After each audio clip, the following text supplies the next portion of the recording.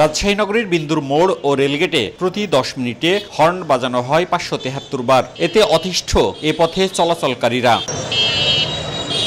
শনিবার বেলা 11টায় স্বেচ্ছাসেবী সংগঠন বরেন্দ্র পরিবেশ উন্নয়ন সংস্থার পক্ষ থেকে শব্দের মাত্রা পরিমাপ করা হয়। পরীক্ষায় শব্দের মাত্রা 97.2 ডেসিবল নির্ণয় করা হয়, যা মানুষের শ্রবণ ক্ষমতার 1.5 গুণেরও বেশি।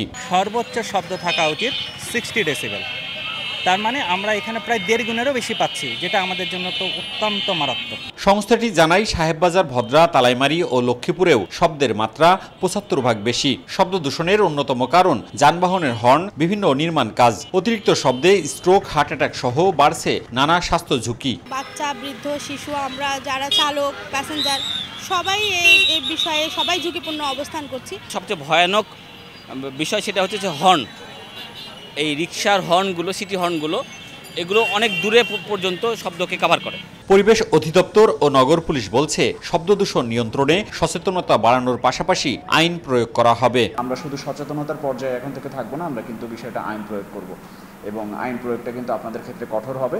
2022 সালে জাতিসংঘের পরিবেশ কর্মসূচির প্রতিবেদনের তথ্যে সারা বিশ্বের নগরীগুলোর মধ্যে শব্দ দূষণের তালিকায় 4র্থ স্থানে ছিল রাজশাহী। মওদুদ রানা, সময় সংবাদ, রাজশাহী।